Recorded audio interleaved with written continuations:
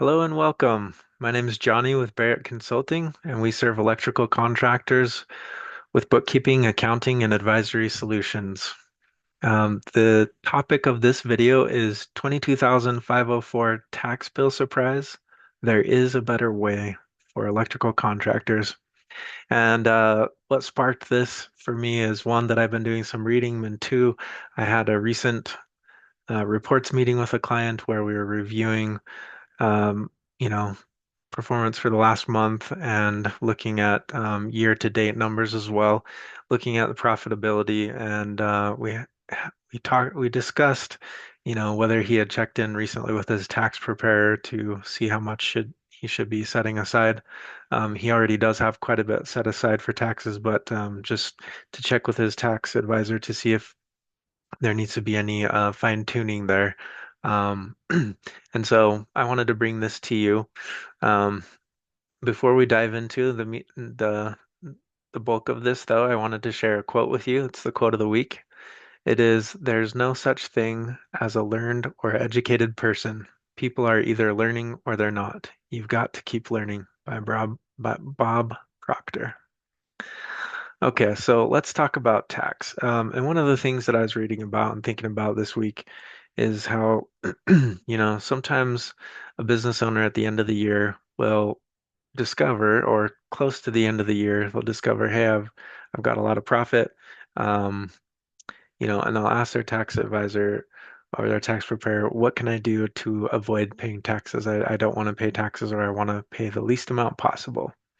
And in some cases, that's fine, right? There are ways that you can spend, especially if there's a purchase that you're going to do really soon anyways, and you want to squeeze it in, towards the end of the year, so that it will have a beneficial impact. It can be strategic and it can be fine, but spending just in general $1 to avoid 40 cents of taxes or less, most likely, than 40 cents of taxes, that's not a great way to do things. And so, because what happens a lot of times is that be like, oh, there's a lot of profit, and so what has happened is that there has been profit, but that the owner has distributed it to themselves, and so there's no cash in the bank.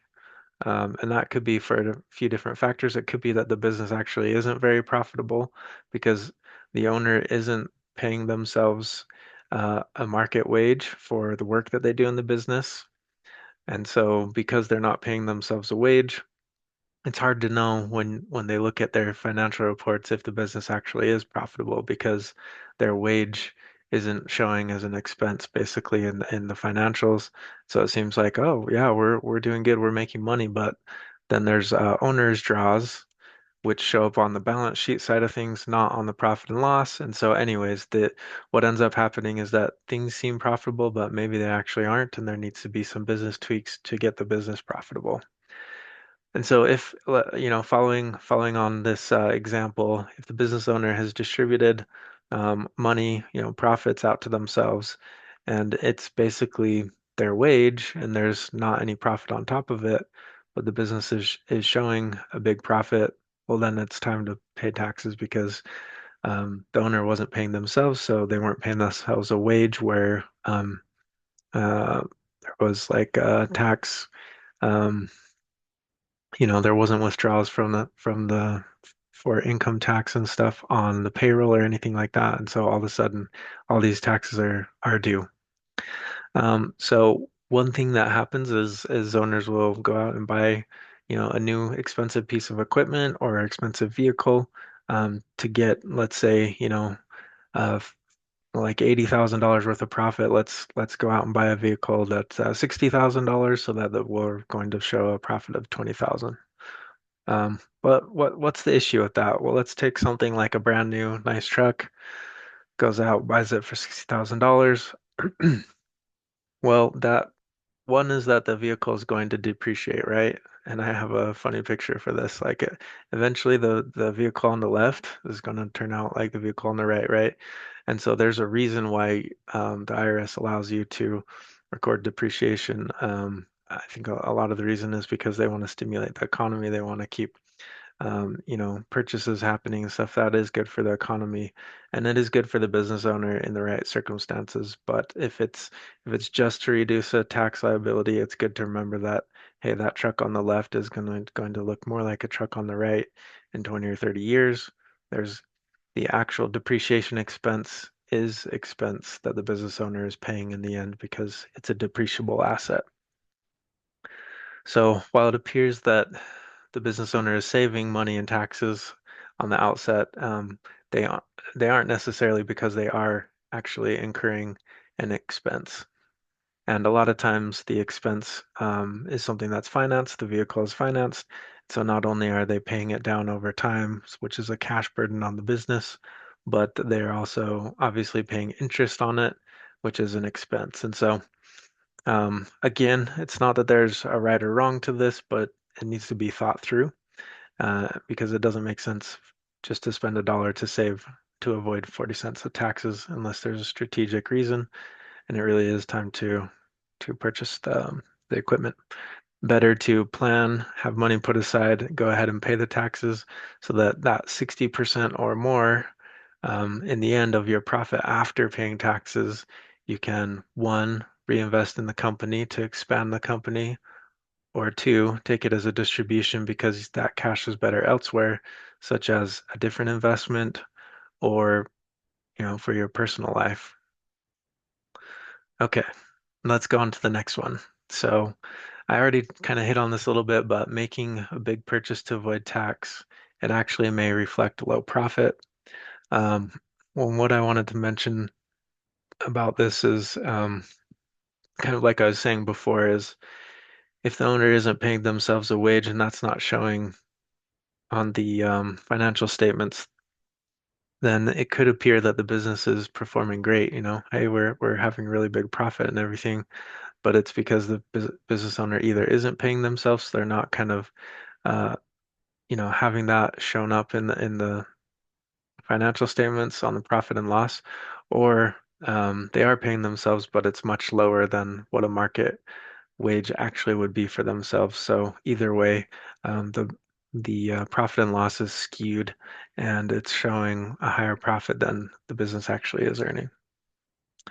And the next one is I wanted to mention how taxes paid can actually indicate good business health. So if let's say a company earns, after all expenses and everything, the company earns $1 million and they're showing $1 million of net profit. Well, they're in this scenario, let's say if tax is 40 cents on the dollar, the owner's going to need to pay $400,000 in taxes, right? Earned 1 million, 400,000 in taxes. But on the other side of the coin, the owner earned six and was able to keep $600,000. And so while the owner is paying taxes, and in this case, 40 cents on the dollar, that's a really hefty amount.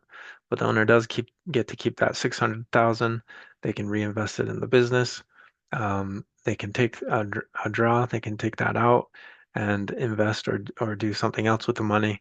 But the fact that they were profitable, that they earned $1 million of profit, it means it's a healthy business, right? And they're really able to take that 600,000 and if they want to invest it and grow even larger and so forth. And so taxes paid can actually indicate business health, and there's ways to set things up where you can put aside money for taxes, and then it's not a scramble at the end of the year, but structure things in that way. And so I actually plan on talking about this a little bit more next week. So looking forward to that. So I have a couple questions for you. After going through those things, I wanted you to just reflect. Have you had surprisingly large tax bills in recent years? Question two, have you made big purchases at year end because cash wasn't available to pay your tax bill?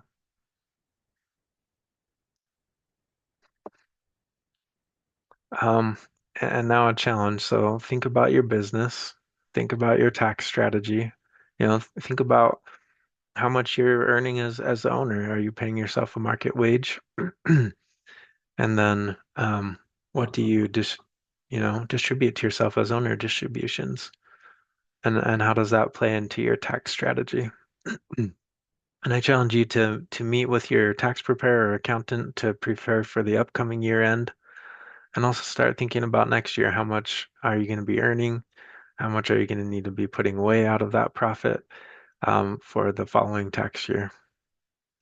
I hope that this topic is helpful for you to think in terms of a business owner looking at your business as an asset where you can um, profit from, where you can get a wage from, and where you can continue to reinvest your money if that's the best place to put your money, if that's the best investment for you to continue to grow in revenue, to grow in profits, and to grow the asset value of your business. Hey, thanks again. And hey, if you need help, let's talk. Would love to chat with you. I have a complimentary profit and cash flow analysis call where we chat for 30 minutes. We can talk about your business, see how things are going. Would love to do it. Thanks and hope you have a great day.